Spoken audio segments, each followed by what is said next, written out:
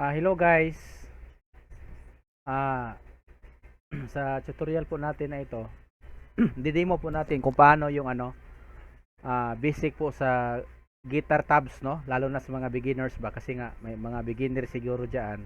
Tapos gusto yung alam naman natin yung strumming, madali yan. Pero sa mga guitar tabs guys, kahit basic lang. So, madali naman natin yung magawa ng paraan, no? So, ito na guys. Ito yung natin, no? Diagram natin. Ito yung first string, second string, third string. Guys, ganyan yung ngayon, no? Fourth string, fifth string, sixth string. So guys, kung makakita tayo ng guitar sheet na chord stub ng guitar, guys, ito yung counting ha. Pag magtingin talaga tayo, yan yung makita natin square, tama? So kung yan makita natin guys, ito yung first string, second string, third string, fourth string, fifth string, sixth string, tama? So mangyari guys, pansinin nyo ha, balik natin. So halimbawa makakita tayo ng tabs na ganito yung nilagay guys. May sabi niya 0, 'di ba? Sabi niya 2, sabi niya 3. 3 guys, no? Pambihira. 3. Ibig sabihin guys, i-play natin yung first string na 0 fret, so hindi natin pinipindot, tapos second fret, no? Oo. Tapos third fret. So ito yung ibig sabihin guys, no? So 0 fret. Pag may 1 dyan guys, parang kung hatiin natin yan, ito yung first fret, second fret, third fret, fourth fret, di ba? So pag makita tayo ng 7 siguro, mapapansin natin 7 fret natin i-play. So di ba? So ganun yung guys, pagbabasa ng guitar tabs. Halimbawa dito yun naman, dito nakatira yung may 0, may 5, may 3, di ba? May 2. So ibig sabihin guys, unahan natin i-play itong second string, pero inuna natin yung 0 fret, no? Pinindot natin yung string, pero wala tayong pinindot na sa daliri natin. Tapos fifth fret, third fret, second fret, di ba? So ganyan yung basic talaga na pagbasa ng guitar tabs, okay? Tapos ngayon guys, may mga real examples tayo mamaya, although wala tayong guitar. Halimbawa guys, sabi dito naman, no? Halimbawa lang 5, mayroong 7, mayroong 9. So ibig sabihin guys, sa third string, ipi-play natin yung 5th fret, 7th fret, tsaka 9th fret, okay? So, halimbawa guys, ito yung medyo tricky part, no? Halimbawa, makakita tayo ng 0, no? Halimbawa lang, 0, 1, tapos 0, tapos 2, tapos 3, tapos 4 ulit. Halimbawa lang, tapos balik siya ng 0, balik siya ni 5, balik siya ni 1. So, paano yung pagbasa dyan guys? So, magandang tanong. So, yung rotation dyan guys, pagbasa po dyan, ang naka-good news, madali yung basahin. Kasi yung rotation dyan guys, mga numbers, ganyan din pagbasa natin. ba? Diba? So, long story short, ito yung una, 6th string, unang pinindot natin yung 0, pinatugtog natin yung 0 fret, yung 4th string, guys, pinatugtog natin yung first fret, yung 5th string, walang fret, no? Pinindot natin yung string lang. Pagka yung second string, second fret, first string, third fret, ganun ulit, second string, fourth fret, third string, 0, walang fret, no? Pinatugtog lang natin yung string lang ng gitara, 5, yung 5, so fourth string, 5 fret, 5 string, 5th string, so first fret, tama? So ganun guys. So kung mapapansin po ninyo, madali siya talaga, 'di ba? So halimbawa guys, balik natin ha. So ganun yung rotation, no? Mayroon tayong 1, 7, 9, tapos dito halimbawa 9 ulit, bumalik dito 0, 1. So pinatugtog natin yung first fret sa 6th string, tama? Pinatugtog natin yung 7th fret sa 4th string, pinatugtog natin yung 9th fret sa 3rd string, pinatugtog yung 9th fret sa 2nd string, balik ulit tayo ni 0 fret sa 3rd string, 1st fret ni 4th string. So, diba? Madali na lang siya guys, no? Halimbawa guys, bigyan ko kayo ng idea. Research tayo ng titanium guitar tabs intro.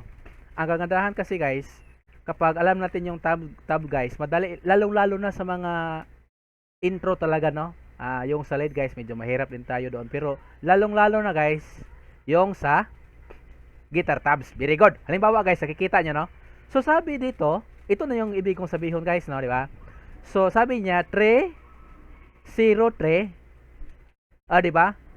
Okay, so alam na natin yung basahin. Di ba? Halimbawa guys, palakihan natin guys, ito na yung ibig kong sabihin sa inyo, no? Okay, so madali na lang yung intro guys. Bakit nga? Kasi nga, ito na yung sinabi ko. Okay, so ito yung sa intro, no? 3, 0, 3, balik ni 0, balik doon ni 0, 3, 0, 2, tapos 0, 1. So diba? So ganun yung nangyayari guys. Alam na natin yung rotation. So balik tayo dito, yung rotation dyan, no? Kung kopyahin natin yan, no, pwede natin kopyahin, no? Tama? So for the meantime, kopyahin natin ito. Okay? 3, 0, 3, di ba? So ang pagkopya dyan is 3, di ba?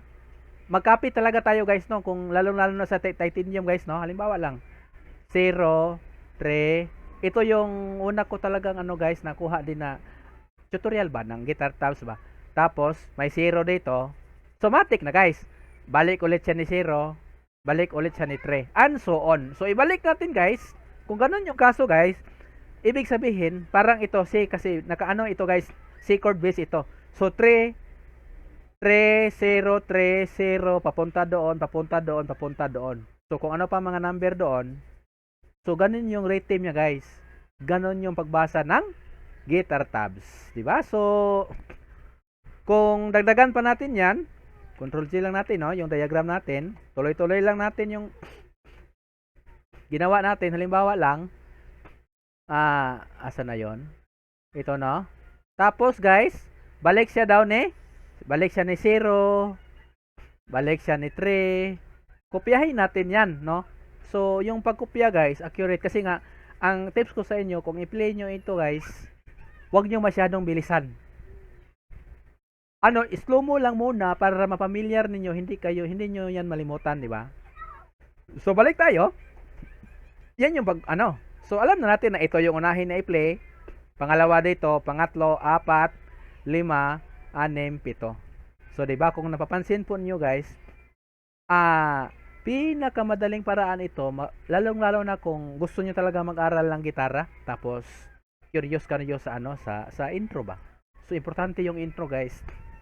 Madali na lang basahin yung intro, 'di ba? So halimbawa guys, may isa pa tayong intro, last na lang, no? Okay, so halimbawa guys, yung Later, no, by Pralipo Lepe.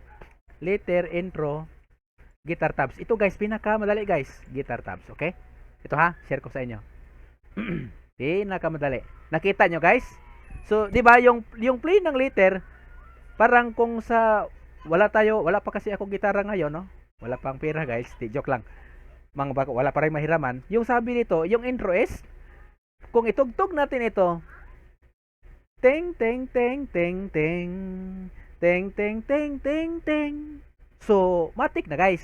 So, yan yung intro, no, 'di ba? Kung sa piano man yan or sa gitara, yung intro talaga ding ding ding ding ding ding ding ding ding ding, parang ganun guys. So ibig sabihin, kung ilista natin yan, 'di ba? Sabi niya 10, 'di ba? 10 siya. Tapos asa na yung ginawa natin?